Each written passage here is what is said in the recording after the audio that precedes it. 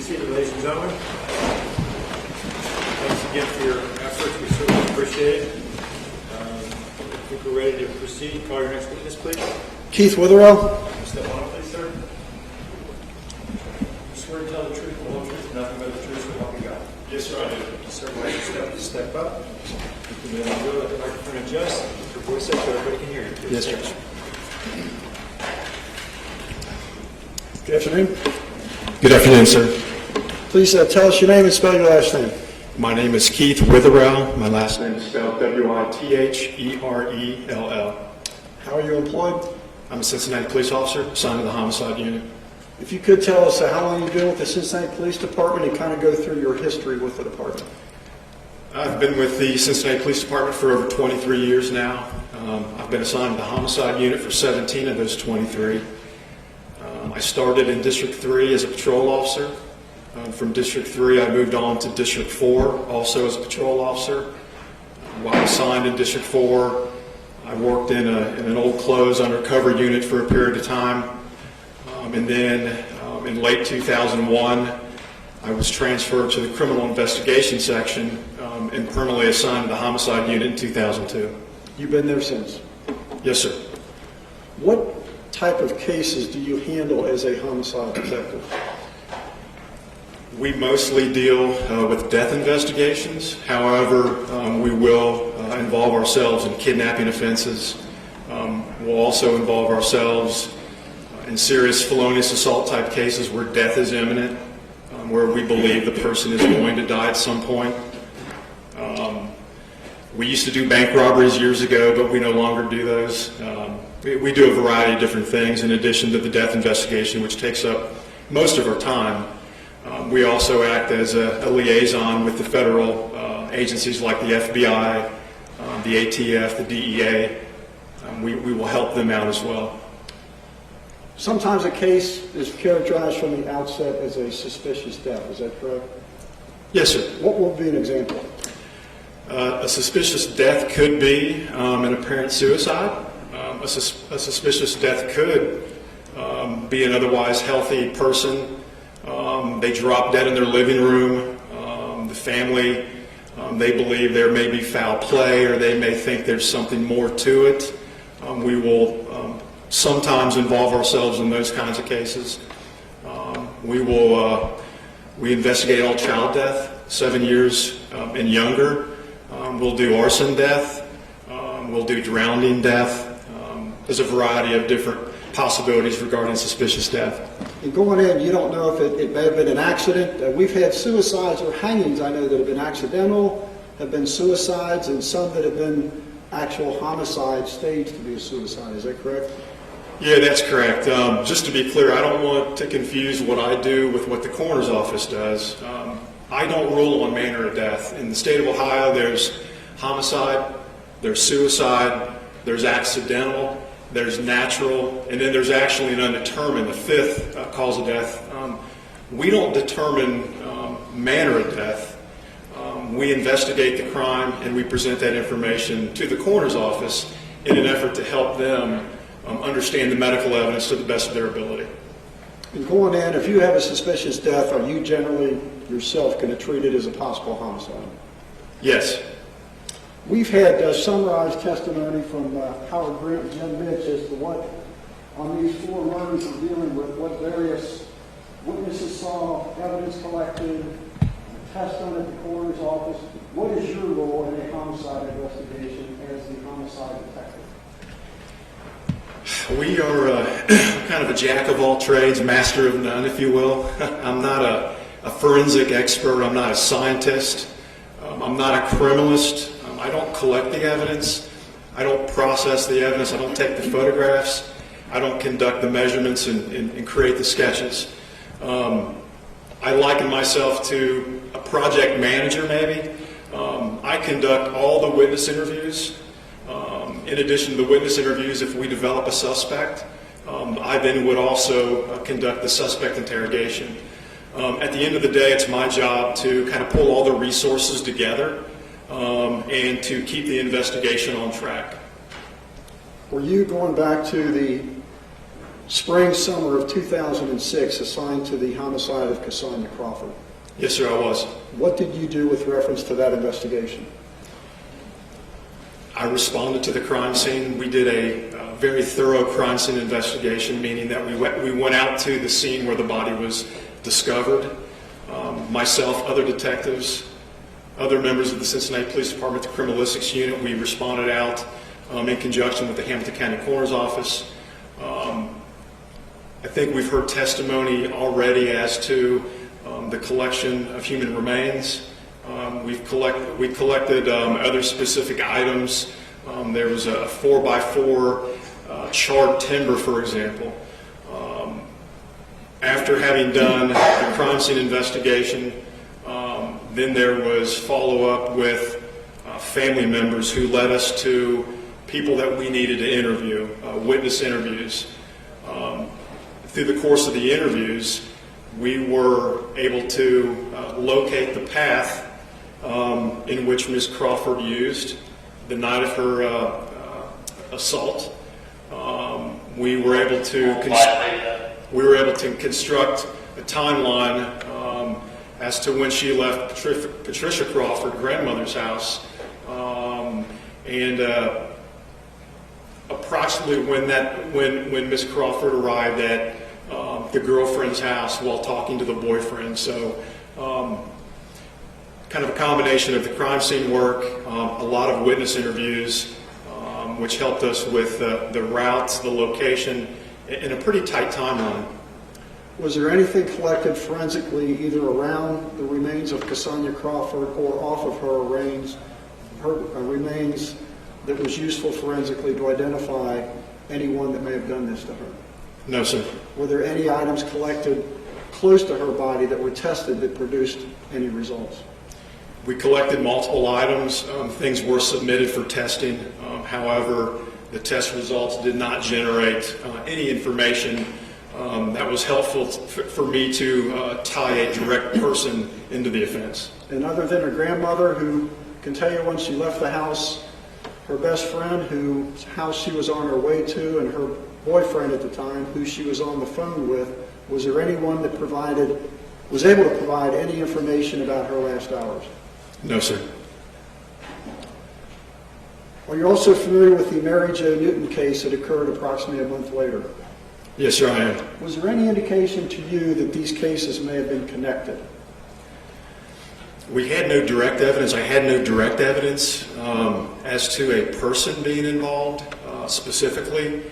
However, I drew my own conclusion that due to geographic location and essentially due to the MO, meaning the burning of the bodies. Is that unusual? Yeah, I've been a homicide detective for over 17 years, and I've never been involved in a serial killer case until Mr. Kirkland's case. The burning of bodies, the burning of items, it's been my experience that is done to destroy evidence. So, yeah, I would say that is unusual, yes. It's unique, how about that?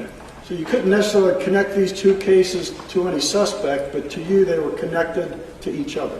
Yes, sir. Moving forward to March of 2007, did you develop someone as a possible suspect in these two cases? Yes, sir. Who was that? Anthony Kirkland. And was one of the things that led you to suspect him is that where he was living at the time was right in between where these two things took place? He was residing at 860 Ridgeway in Avondale, yes. Did you actually call him in and interview him at that time? He was a suspect in another offense, and due to that unit's interest in interviewing him, because I knew what I knew about the two cases, I requested that I also participate with this other detective, not a homicide detective, but this other detective, and they agreed to allow me to sit in, yes. Did you show him a photograph of Cassandra Crawford? I did. Did he tell you anything about her? He denied knowing her, ever having seen her. What about the area that we believe Cassandra would have walked in her last moments, where she would have gone from underneath the overpass couple hundred yards to where her body was found. Did he tell you anything about that area? What I refer to as the dead end of Blair, I used to run that beat years ago as a cop. He did. He talked about having frequented that area. He talked about using that path. That path essentially connects Avondale to Evanston. You can use the pedestrian footbridge and go across Victory Parkway. He absolutely talked about using that area. Yes, sir. So he frequented the area, but had no idea who Cassandra Crawford was. Correct. He denied in that initial interview that he knew her. I showed a photograph and he did not recognize her now. What about Mary Jo Newton? Did you also show him a photograph of her? I did. How did he respond to that? He responded differently. He stated that he casually knew her from the street.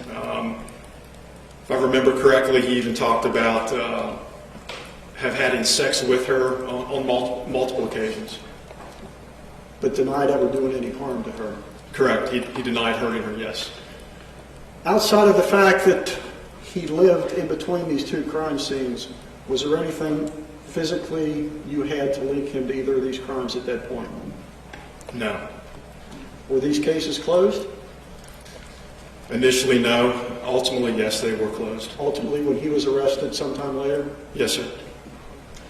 Going further then, Keith, to March 8th of 2009, a Sunday morning, later in the morning after the body of Esme Kenny was found, were you called in to conduct an interview of Anthony Kirkland at that time? Yes, sir. Did you remember him from a couple years earlier? Yes, sir. And you knew that those other two cases involved, the one involving a young girl whose body had been burned and the other one a female, and the evidence that Esme had been burned. Did you connect in your own mind at that time Anthony Kirkland, who you're interviewing with reference to Esme Kenny, to those other two cases? Yes, I did. How do you approach a suspect in a homicide when you're going to interview him? As far as the interrogation Yes. aspect of it? Is it the same in every case? No. The one thing that, the interesting thing about what I do for a living essentially is talking to people, and I'm trying to kind of get their guard down a little bit. I'm ultimately interested in the truth. And humans are so very different from each other. But one of the things that I try to employ is to build rapport with people, try to befriend people. You catch more flies with honey than with vinegar. You know, I don't want to go in there and pound the table and carry on. Having interviewed Mr. Kirkland back in 2007, that was an advantage to me because I had the opportunity to spend a couple hours with him. I had the opportunity to see how he interacted not only with me, but with the female detective that I did the interview with. Forgive me. So going into that interview, it was decided that we weren't going to have the female detectives that were at the crime scene do it, but they were going to have me come in and do it. And that was kind of the basic strategy initially. What was your impression of him going into this March 8th interview from a couple years earlier? How did you size him up? Well, I knew from the from the initial interview that Mr. Kirkland was controlling. He would attempt to take over the interview. And then I also had a little background on him as far as I knew that he had a child. I knew that he had a young child at the time. Did he strike you as being intelligent? He was, he was, I would consider him to be average to above average intelligence. I found him to be quick-witted. I found him to kind of street-savvy individual. When you interviewed him on Sunday morning, March the 8th, about 11 o'clock or so, is that when it began?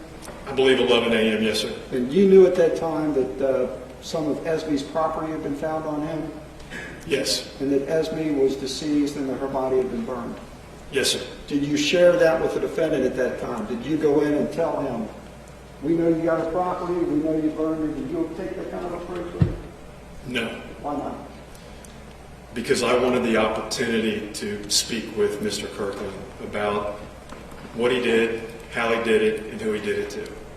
Had I gone in and told him that we found her and that she was dead, in my mind, I couldn't imagine anybody wanting to discuss anything with me at that point. Had he known at the time you interviewed him that Esme had been found? Not to my knowledge, no. And how do you approach someone, Keith, that had done something so horrible that, based on these crimes, apparently had no value for human life? How do you approach someone like that, get them to talk? Objection to it. You understand the question? Can you rephrase the question, sir? Someone that had done what he had done. How do you approach a guy like that? So I learned a long time ago, for me to be effective in what I do for a living, I have to compartmentalize my personal opinion, my personal emotion. These crimes, yes, these crimes were difficult to talk about, but I worked very hard to kind of push that to the side because I really felt like I had the opportunity with Mr. Kirkland to talk to him about what he did and why he did these things and who he did these things to. Before you interviewed him, had some other officers earlier that morning talked to him about who at that time was a missing child, Esme Kane? Yes. And to his knowledge, she was still missing. Correct. What kind of approach did you take knowing that with him? Well, my approach was, like I say, I knew he had a young child, and I worked very hard in an attempt to appeal to his sensibilities, to his emotional part as a father also. So my theme was essentially, you're a father, I've got kids, let's join forces, let's work together, and let's reunite this child back to her father, back to her mother. And yeah, that's the theme that I employed. Did that approach seem to work? Did he agree to talk with you? He did. I think I don't want to say it worked. I think I had some success, and I'm sure we're going to hear the interrogation. But And the person you interviewed that morning, is he in the courtroom? Yes, sir, he is. On that place? Absolutely. Mr. Kirkland's in the striped dress shirt with a, I guess, navy blue and red tie, seated between Mr. Wendell and Mr. Kutcher at the defense table. The interview we're about to hear, that was conducted by you and Detective McGuffey, is that correct? Yes, sir. And this time I'd like to show you, I mean, you looked inside before, the local mark for identification purposes is 7D, and that's a new Yes, sir, I recognize this as the recorded interrogation. Just at this time, after evidence, this is in 7D, which includes the interview of Detective William and also Detective Privilege, 2 interviews later on in this case.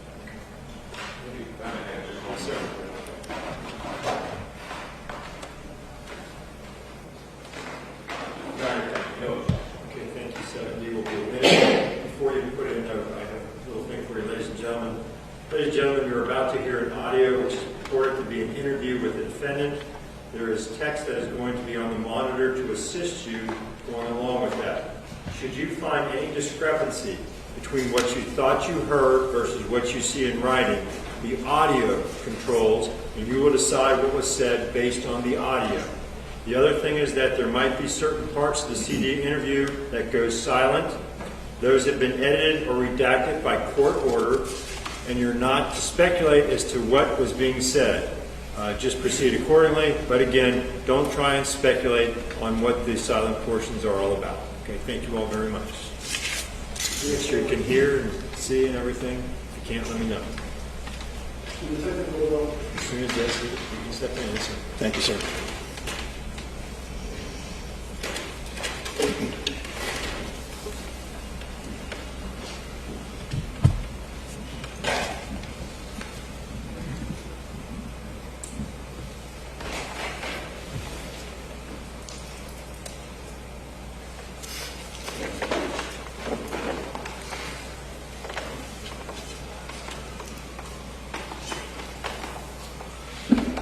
Remember talking to me? Keith Witherell. You and I had a discussion about a year and a half ago. You were down here talking to some other detective. You and I talked for about 2 hours. Remember I was asking you about marriage job? They do anything for you? You remember that? Okay. You can be able to wake up for me and talk with me for a couple minutes? Okay, good. You been sleeping? You been sleeping? Trying to. How many hours you sleep down here? They just called me a little bit ago. It's what is it? Almost 11 p.m. on Sunday. 11 a.m. Oh, I'm sorry, 11 a.m. on Sunday. We got down here about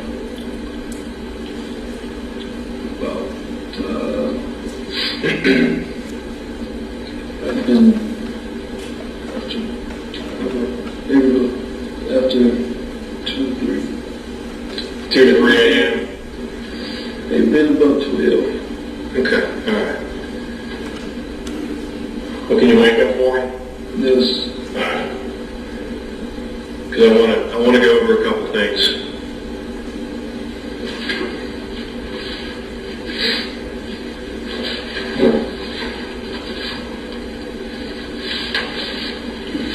You awake there, buddy?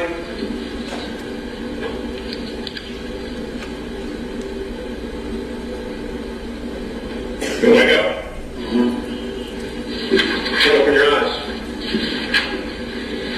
I'm not that ugly. And wards. Oh, we'll get into this. Sleeping since Friday or last week. Okay. And places. Well, let me cover a couple things here. When you came down here, you initially spoke to some other detectives. Is that true? Tonight. Okay. And do you remember them reading your rights? Yes. Okay. And you understand what they read to you, is that right? Yes or no? Yes. You remember signing the form? Remember signing the form? That the woman gave you? Yeah. Yes. Okay. Just make sure we're all clear that we're asking you about a person that they were looking for at the time. There was they said it was a kid. Yeah, exactly. Okay. And they were asking you some questions about your whereabouts, who you were with, and what you were doing, and things like that. Do you remember that? Okay. Parts of it. Okay. Well, Terry and I, we want to go back over a couple things. You going to be able to help us out with that? You try to? Okay, I appreciate that. I remember last time you and we met up, and I'm not sure if you really remember it or not. You kind of act like you do. Did it all look familiar to you at all? No? Well, how about this? When we were talking last time, you were telling me that you have like a young son. You call him little Anthony. Does that do anything for you at all? You're kind of telling me about how you and your girlfriend had a child together. I guess what I'm getting at is you're a parent. You have a child, just like we have children. Okay. You understand what I'm getting at here? Yes. Okay, I guess. All right. Say a little more.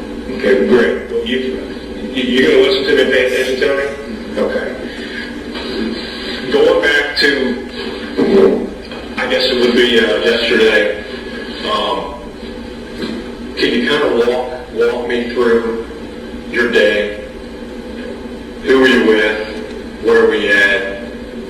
What were your activities? Things like that. Sunday. Today is Sunday. And Terry's right. It's not 11 p.m. It's 11 a.m. It's from let's just go back Saturday. Yesterday sometime, maybe late morning, or whenever you want to start. Late morning, I was at Daly Park. I had early initially in the morning, got up there. It was real early, and they had people gradually coming in. They was walking dogs. And I knew that I'd be his jacket is dirty. My jeans were dirty. That since I hadn't been at the VOA, or since I had left last Friday. Well, actually, last Friday I was put out after we jumped and everything, and then they got into another altercation. But I knew that I couldn't. I had to do it. Just early in the morning, those people was out. They would show sleeves and everything like that. Right. And then even took the jacket off, you could still see that basically how dirty the jacket was, how dirty my pants was. So when people started coming in more gradually and into the park, we left from the park, we made our way up to being rolled up toward the they said it was the reservoir up toward there. Do you remember about what time you got up to the reservoir? It had to have been about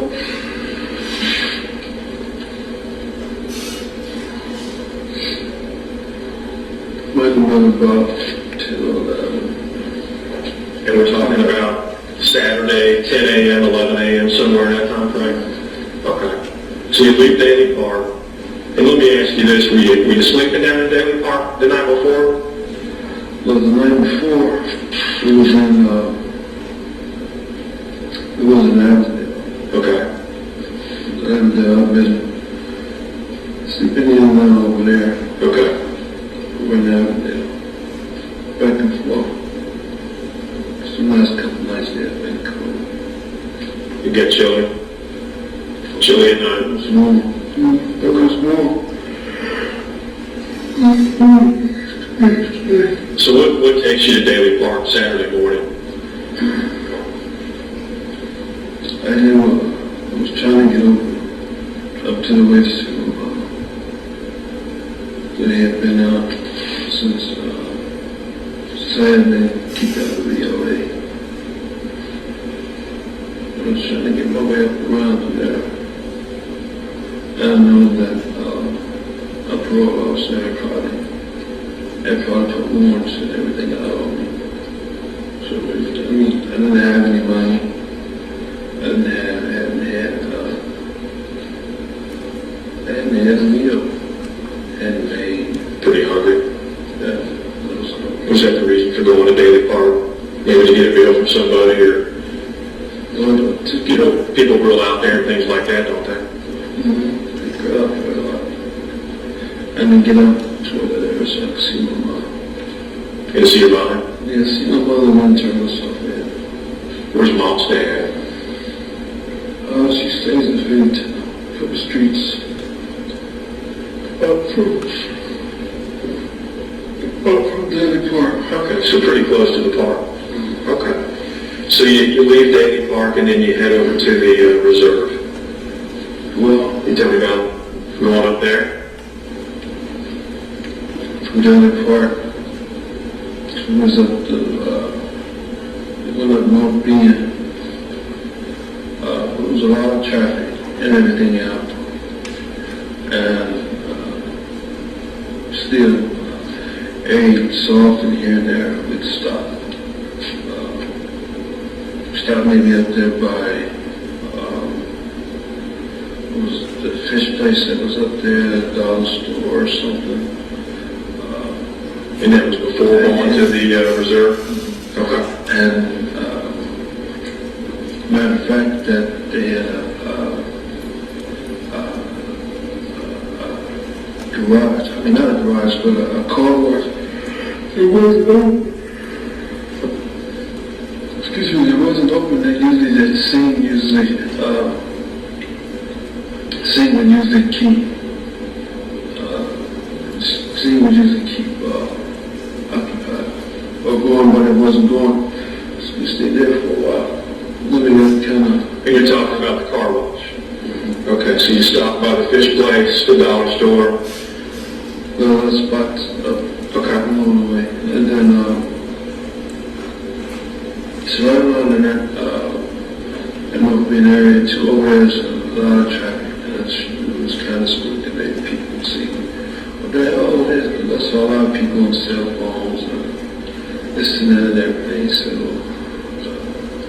the thing was to get to somewhere where we could relax and take a nap and sit. Okay. And where would that be? Walk down,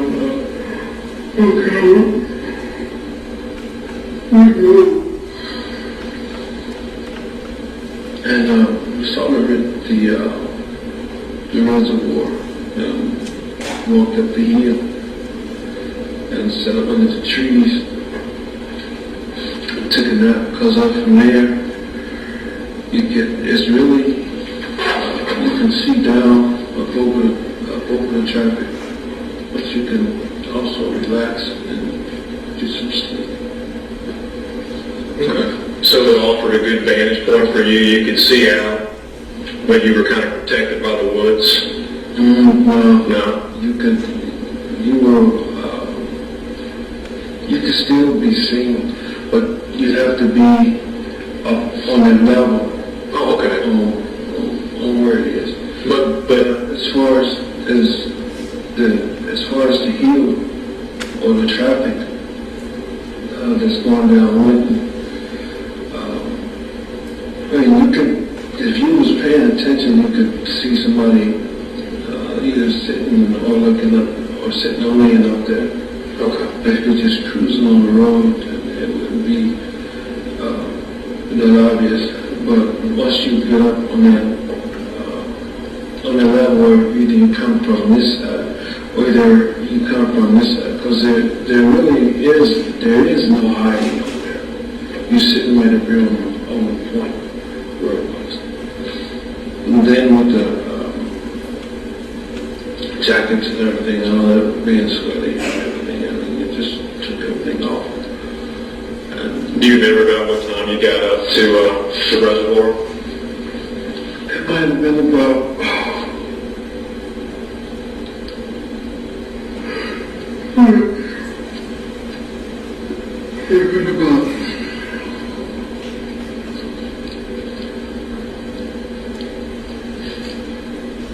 maybe,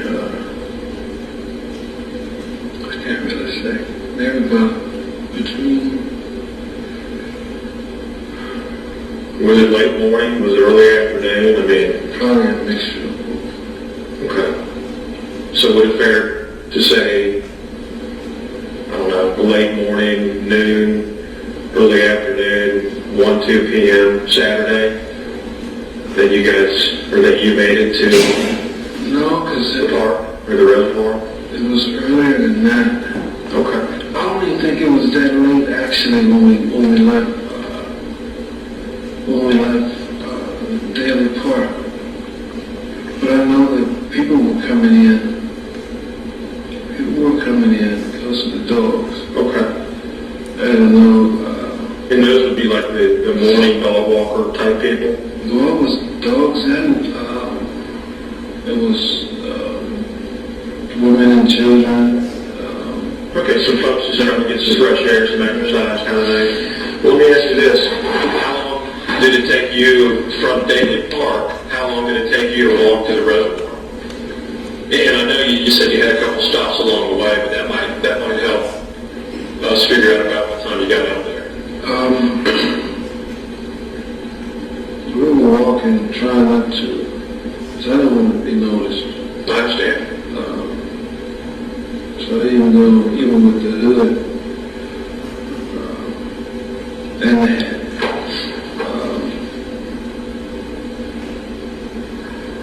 maybe about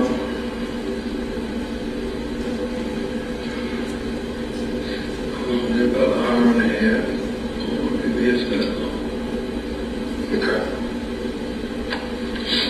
Also to the night before.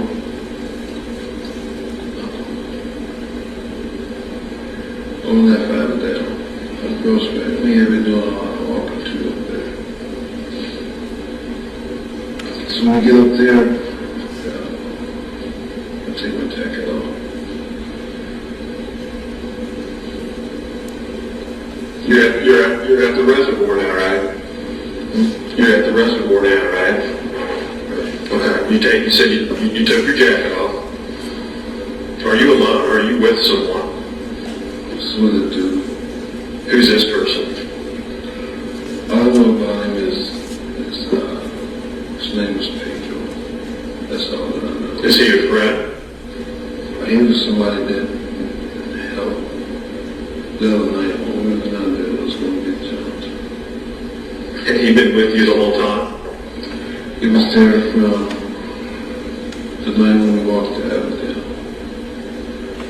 We walked from there to Daly Park. Okay, so he was with you in Daly Park. Did he walk with you to the reservoir? Did he go to the reservoir with you? Okay.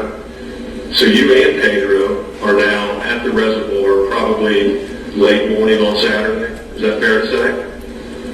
And then you said you took your jacket off because your idea was that was a place for you to maybe take a nap and to stay out of view, right? Okay, then what happened? And the door was told. So when I got up, the thing was, sister was still kind of right kind of early. We hadn't eaten. We were drinking water. But we hadn't eaten. Hadn't really done anything. But I had the chance to come out. I wanted to take him over there.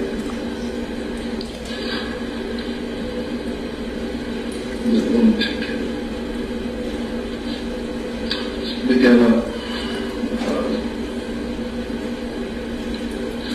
and in the reservoir up the hill, it's a slant water, but then you can see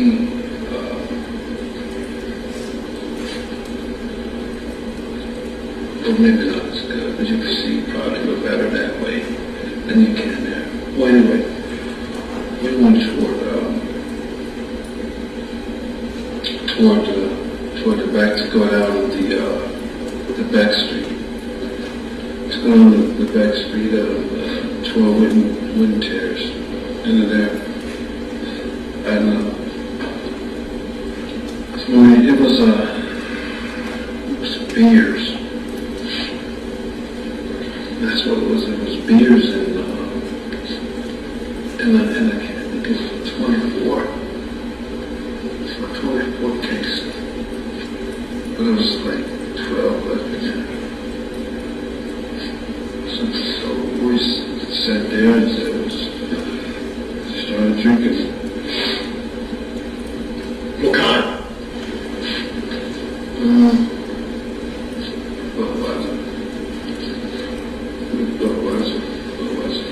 Okay. Was anyone around? Or were they just left there? It was just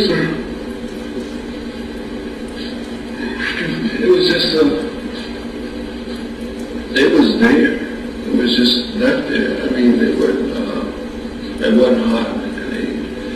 They wasn't all that cold. I mean, well, it was kind of chill, but it wasn't warm. It wasn't, so figure. But then the day had been it had been cold out there too. But they had like, What time do you think this was now?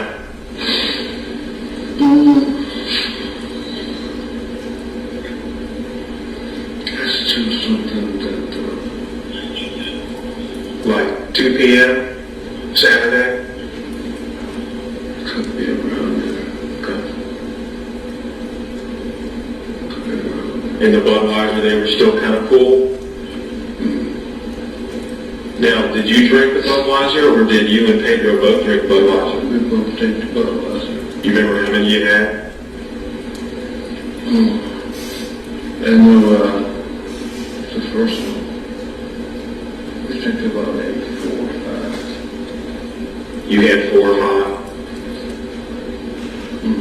Pedro had the rest. So I know, should have been, well, it should have been more laying in the grass. Were there any empties that you saw? In the case, No, other than the ones, well, yeah, anywhere. I mean, or were the empties just gone? And when you say case, you're talking about like a 24, like a real case of beer. right, And then when you come up on the beer, there's 7, roughly. When you walk up on the beer, when you find the beer, how many are left in the case? it was, 2 6-packs. Okay, so 12. It was 12 in there. Okay, so there's 12 left, and you have 4 or 5? Does Pedro have the rest, or do you leave some? No, we took all the beers out of the case. Okay.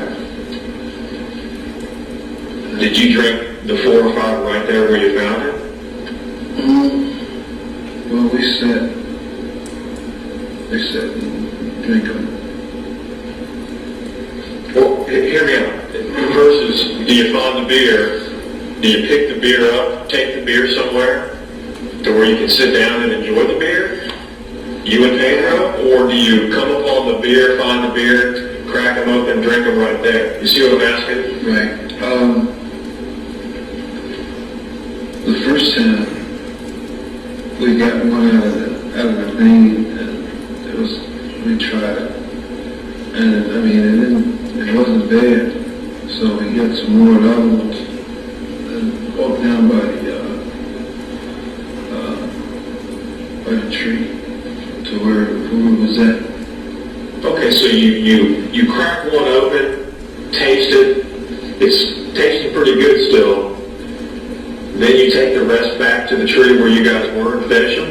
Right. Is that fair to say? Well, yeah. Okay. And then from there,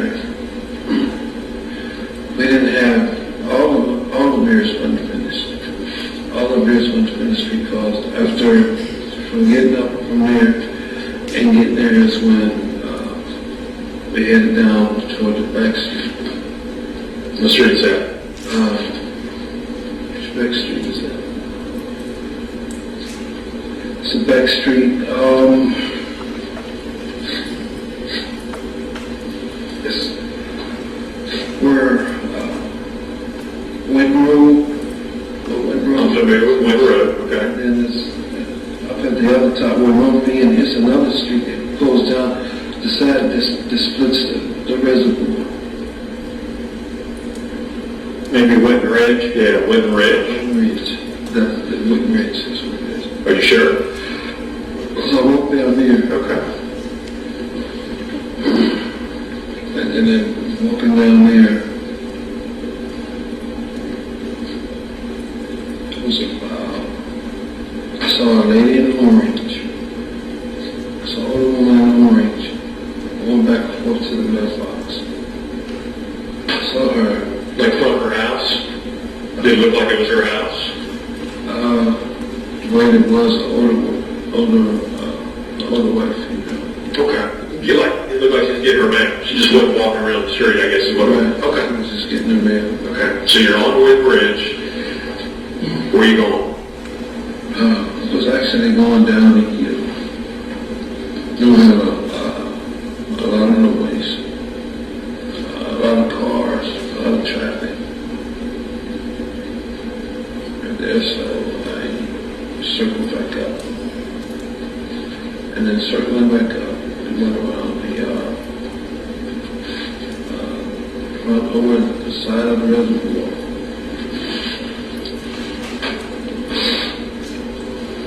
Is Pedro still with you this time? Or are you by yourself? And Pedro was supposed to have met at the, right here. Hang on. All this is a square that I've drawn on this legal pad, okay? Will you write in where you believe Winton is? And then show me where Winton Ridge is in relation to Winton. Does that make sense to you? Okay. This is, And you can just write W if you want to for Winton, and then for Winton Ridge, write WR, if that's okay. Okay. All right.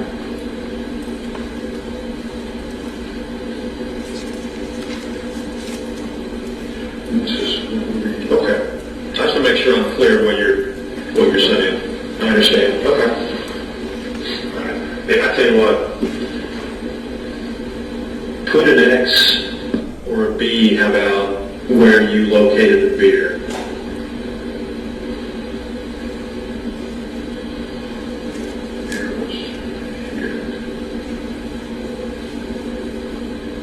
Okay. And then down over here, and you correct me if I'm wrong, okay? So I want you to pay attention. Down over here, is that the wooded area right there? Just so I'm oriented correctly? So I understand what I'm looking at. Is that the wooded area right there? right, there was a house here. There's a house here. Okay. So we got ourselves people to be. Oh, okay, that makes sense. I got you. That's why I was hesitant about. Because you thought maybe the beer belonged to that house there. Right. Okay, where the location where you took your nap, and I know this is not to scale, and I get all that, but can you maybe put an X where you think you took a nap? This is Winton right here. This is the road, I guess. Right. This is the road here. Okay. And then we come up the hill. When you come up the hill, it's about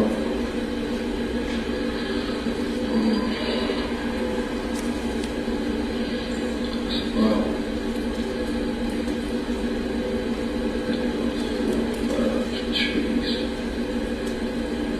Well, I had one about right. As soon as you come up the hill, as you can see down here.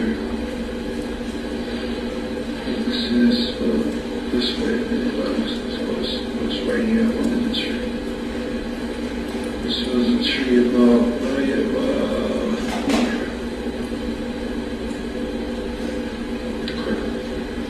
One there.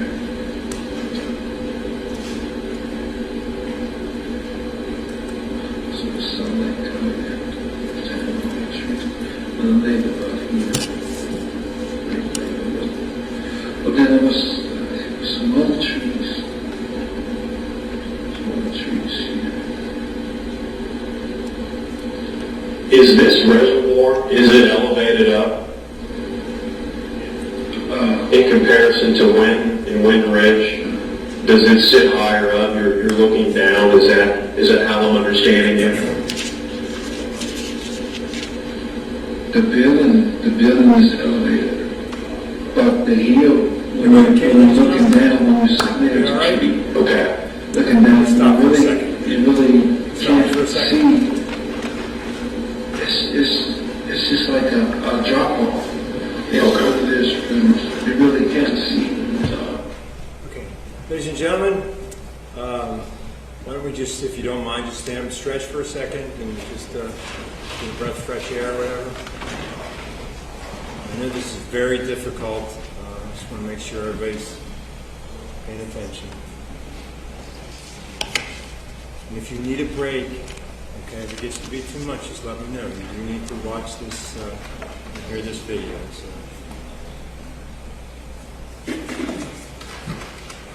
Everybody okay? All right, thank you all very, very much. Thank you, Ms. Kreider. Go ahead. You can see the cars going by, but if you like lay back and So it had some privacy, and that's what attracted you to this location.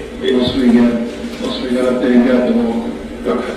and so I was like, wow, that's supposed to. Okay, I understand. That makes sense to me. Okay. Appreciate that explanation. That makes good sense. So you've been paid to find the beer initially. You test one of them here, then you take the rest of them, and you go back to the tree where you napped earlier. Okay? Start walking. Hang on, do you drink anymore? Or do you just save them? Save them for later. We didn't drink them all. Okay. So do you drink some? We drank some. How many do you drink back here? It was probably about 4 or 5. Okay, do you know how many Pedro had? Okay. So you drink 4 or 5?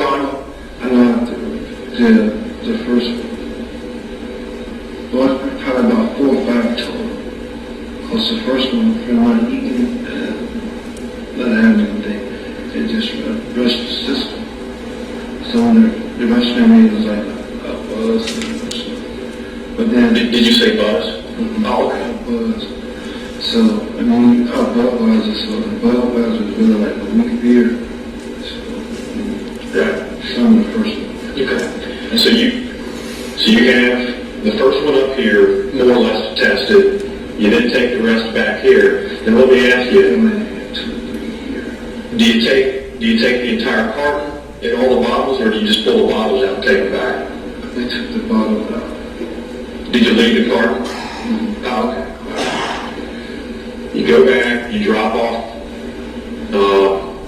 what you find, you're going to save it for later, and then you and Pedro walk back. You said you walk back, and then now you're on Wind Ridge. Actually, me and him, actually, me and Pedro split there. Okay. Do you know where Pedro? Split. Do you know where he went? Pedro was northbound, something there. I know we was wanting something to eat. Okay. So we had if they was up in McDonald's.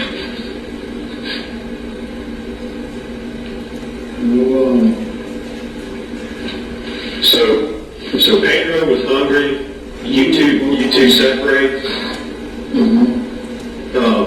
You left off with you were on Wind Ridge.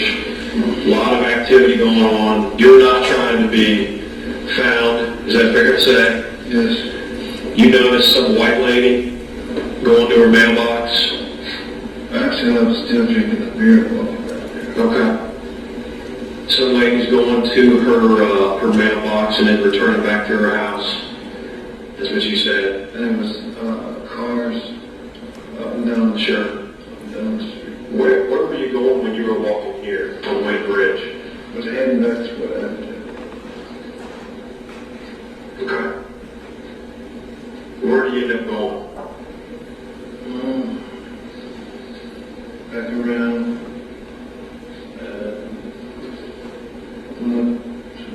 around this way.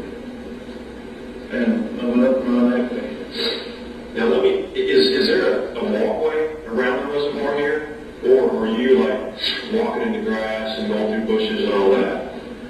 There's, everything's in plain open. There's everything, it's not really it's not a concrete walkway, but it's a treaded walkway. A trail. A treaded? A treaded. A treaded walkway. Treaded walkway. Most people live there. It's a lot of food items and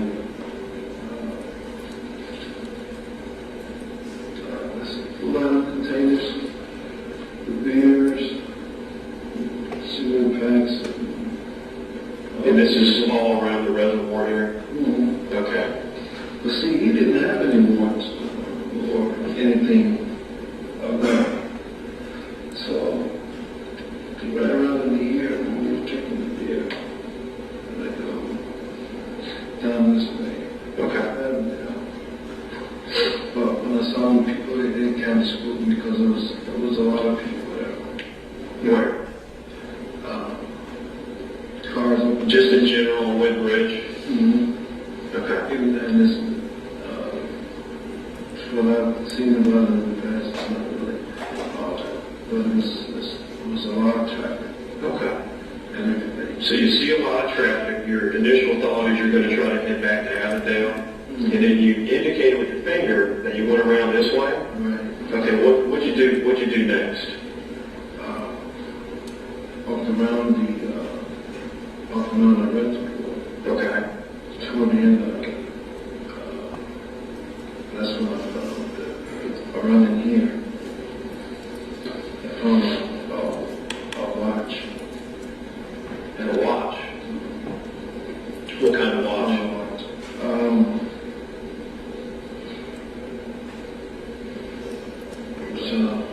A digital watch. Well, let me describe it. What did it look like? Let's see. It was kind of, it was purple. Okay. Where'd you find it at? Right about here. Was it on the treaded area, or was it down in the woods, or? It was coming around, it was where it's a big tree. It's a big tree that marks the place here. And then there's little stone path right up in there. Okay. And it was like over us toward the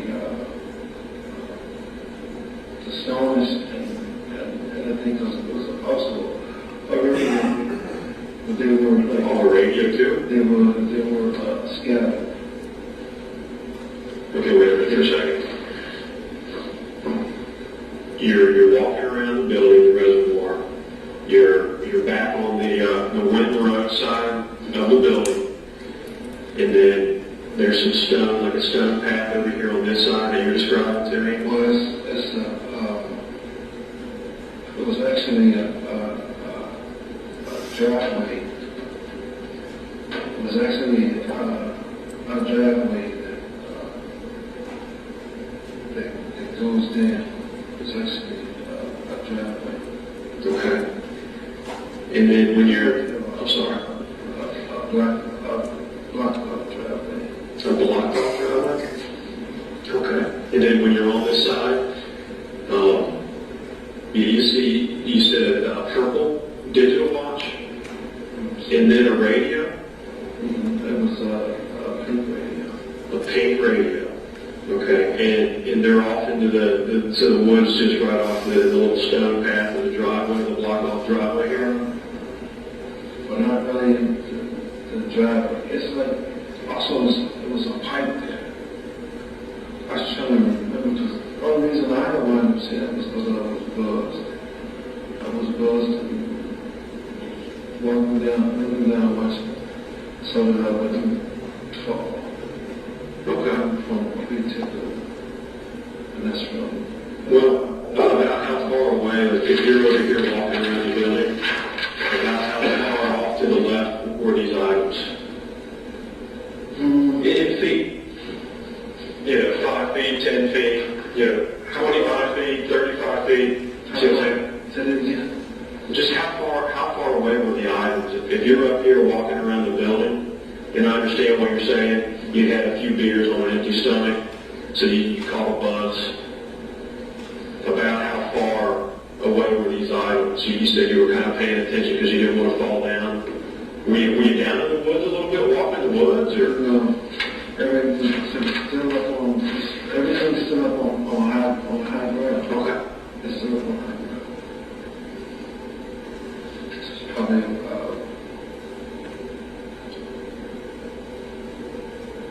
It's probably about, it's right around here. Were they right out in the open, Anthony?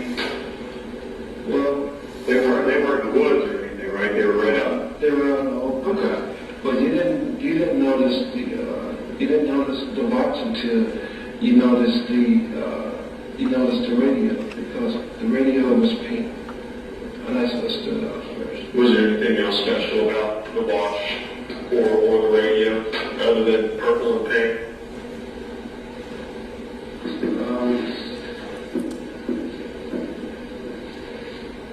They worked together. It was spread out.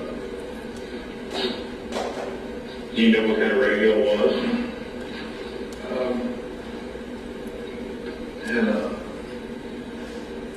I know that the earplugs had like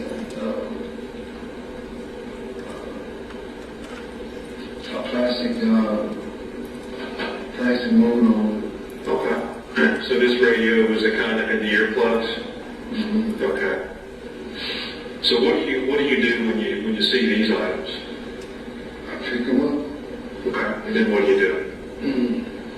Put the watch in my pocket, and then I try to get the other thing to work, and then so I put that in my pocket. Okay. And then I go down the side of the Okay. Matter of fact, when I seen that, when I got the watch, it had 308 on it. So you looked at the time? I remember that. Did it appear to be working? Yeah, it was working. It had 308 on it. Okay. So we'll use that as a little game, I guess, about what time it was. So 3:08, Saturday afternoon, right? 3:08 p.m. Okay. You collect up those two things and you walk down. You kind of indicated here that you might be walking down the hill. Right.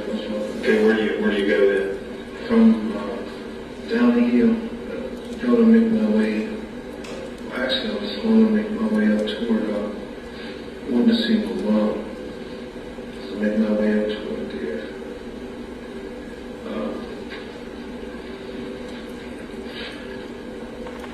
I sat near the McDonald's, and so I was worried about staying out of the way. And then I was over by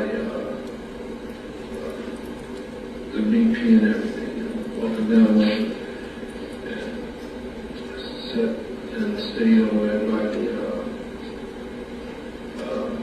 by the gas station. Yes, sir. The gas station, the car wash. Okay, so what? just make sure I'm clear. You collect the items up, you go through the woods, you're back down on Wynn. From there you go to McDonald's. Which one? On Wynn, because I was on check their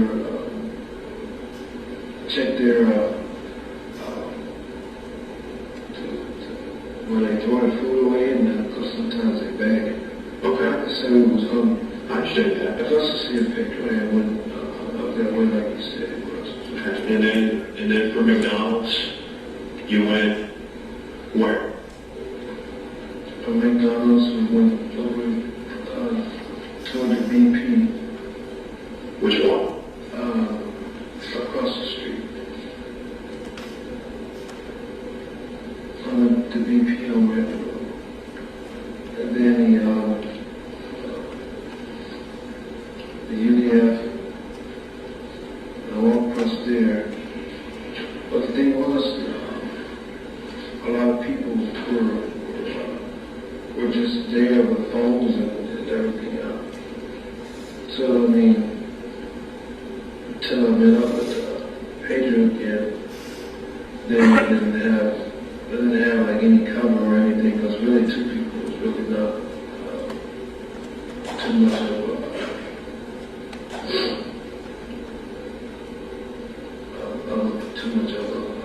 what you can. So you go to the McDonald's, you're alone, looking for some food there. Do you find it? Okay. You leave McDonald's, then you go to the BP. You said the BP on Reading Road? Which one? The BP on Wayne. Okay. So you leave.